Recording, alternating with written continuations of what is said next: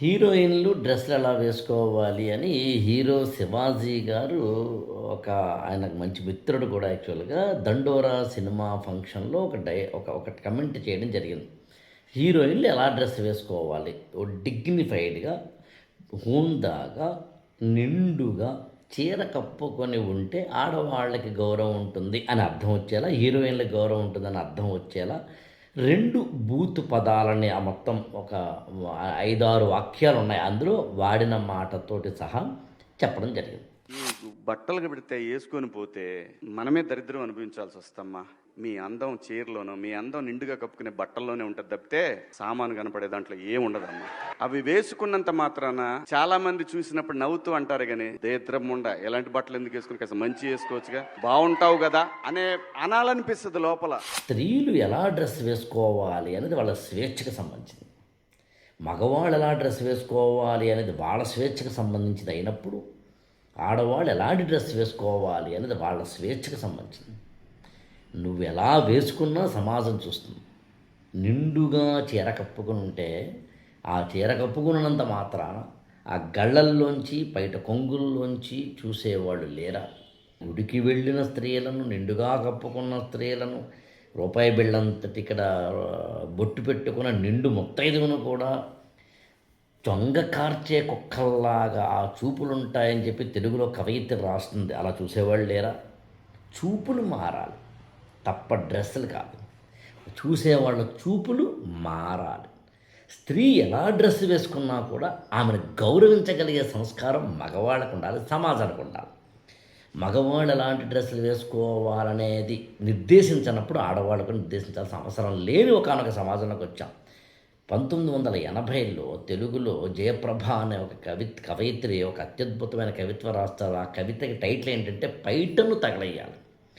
పైటను తగలయ్యాలి అంటే అర్థం ఏంటి అంటే సమాజము స్త్రీని స్త్రీగా చూడటము అనే దాంట్లోంచి బయటపడాలి అని. అక్కడ 2 దారుణమైన పదాలు యాక్చువల్గా శివాజీ వాడారు. ఒకటి సామాన్లు లాంటి పదాలు యాక్చువల్గా అది నిజానికి చాలా చాలా అన్పార్లమెంటరీ. ఒక స్త్రీని కానీ వాడికి సంబంధించి కానీ సమాజంలో ఎలా అవతల వ్యక్తి ఉండాలి అనేది వాళ్ళ వ్యక్తిగతమైనది. అది అబ్సినిటీ అంటూ ఉంటే చట్టాలు ఉంటాయి. అందుకనే మొత్తం ప్రపంచంలో స్త్రీని బట్టల విషయంలో, కట్టుబాట్ల విషయంలో, ఆచారాలతోటి, ఇతరత్ర అంశాలతోటి ఆమె బలహీనరాలను చేసి ఒక మూలను కూర్చోబెట్టే ఒకానొక కుసంస్కారాలు ఏర్పడుతున్న రోజుల్లో స్త్రీ చైతన్యంతో మీరు చెప్తే ఆశ్చర్యపోతారు. ఒక న్యూడ్ రెవల్యూషన్ అంటే న్యూడిటీ తోటి మొత్తం బట్టలనే విప్పేసి మేము ఇలాగే ఉంటామనేంతలాగా. అందులో ఇందాక నేను ప్రస్తావించినట్లు ఆమె నడుస్తూ వెళుతున్నప్పుడు చొంగ కార్చే కుక్కల్లోని ఆర్తి ఉంటుంది అని కవిత రాస్తారు. అంటే అర్థం ఏంటి? ఆమె ఎలా ఉన్నా చూసేవాడి చూపుల్లో మార్పు రావాలి. అంతేగాని ఆడవాళ్ళ డ్రెస్ ఇలా వేసుకోండి అనే దాంట్లో కాదు. అనేకమైన చూడకూడని కంటెంట్ అత్యంత సునాయాసంగా చూసేందుకు అవకాశం వచ్చిన ఈ రోజుల్లో మనము ప్రత్యేకంగా ఒకానొక స్త్రీ ఇలా ఉంటే సమాజం బాగుంటుంది, ఆమె నిండుగా కప్పుకుంటే ఆమెకు గౌరవం పెరుగుతుంది అనే తప్పు.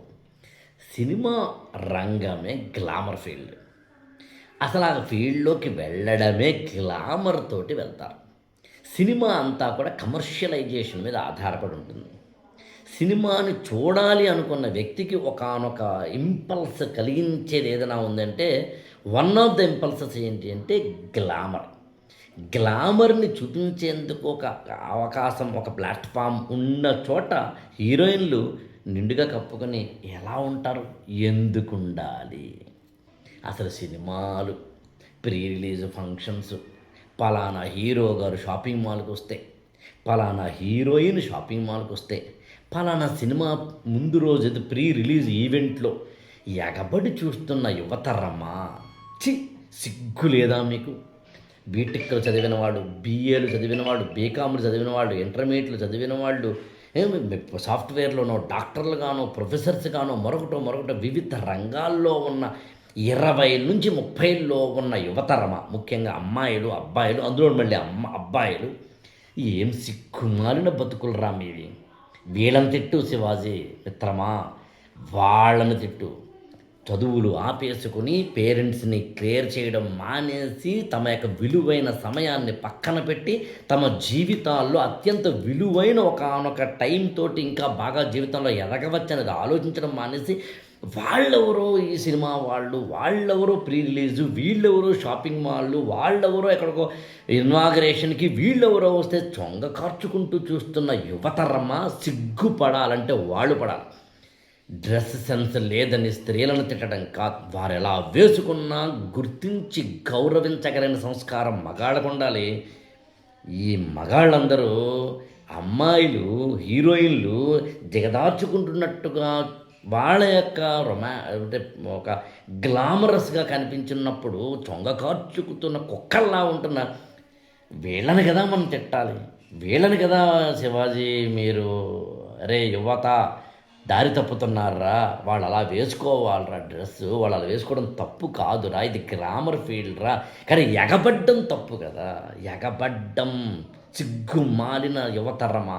నేను మాట్లాడుతున్న హైదరాబాదులో ముఖ్యంగా ఈ మధ్య కాలంలో ప్రీ రిలీజ్ ఈవెంట్స్ లాంటి వాటిల్లో, షాపింగ్ మాల్స్ లాంటి వాటిల్లో ఇంకా చెప్పనక్కర్లేదు. యాక్చువల్గా ఏంటి దేనికి అంతలాగా దిగజారిపోయిన యువత, దేనికి దిగజారిపోయారు, ఎందుకంత ఎగబాకుతున్నారు?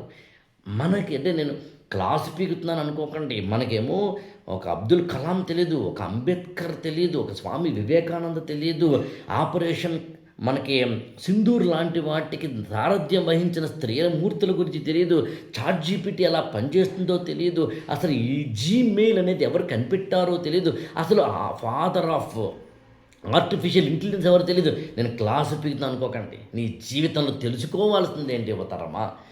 కాబట్టి మిత్రమా శివాజీ తిట్టాల్సింది వాళ్ళు ఎవరినంటే ప్రీ రిలీజ్ ఈవెంట్లు అనేసరికి, సినిమా వాళ్ళు అనేసరికి, సినిమా ఫంక్షన్లు అనేసరికి, సినిమా హీరోయిన్ కానీ హీరో కానీ ఎక్కడికైనా ఎప్పుడైనా కానీ షాపింగ్ మాల్కి ఇనాగరేషన్కి వస్తే మీద పడిపోయేంతలాగా దిగజారిపోతున్న వ్యక్తిత్వాలను తయారు చేసుకుంటున్న సంఘాన్ని తిట్టు, అలాంటి వ్యక్తిత్వాలను తయారు చేస్తున్న ఎడ్యుకేషన్ సిస్టమ్ని తిట్టు, అలాంటి ఎడ్యుకేషన్ సిస్టంలోంచి బయటకు వచ్చి ఏం బతుకులు రా మీవి, అలాంటి బతుకులు బతుకుతున్న ఇవాళ యువతరాన్ని తిట్టు.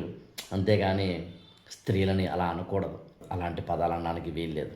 ఎందుకంటే స్త్రీ తనకొక స్వేచ్ఛ ఉంటుంది, స్త్రీకి తనకొక శరీరం ఉంటుంది, స్త్రీకి తనకొక ఎక్స్ప్రెషన్ ఉంటుంది, స్త్రీకి తనకొక సెల్ఫ్ రెస్పెక్ట్ ఉంటుంది, స్త్రీకి తనదైన ఒక సెల్ఫ్ ఇమేజ్ ఉంటుంది. దాన్ని మనం కామెంట్ చేయకూడదు, వారిని స్వాగతించగలగాలి.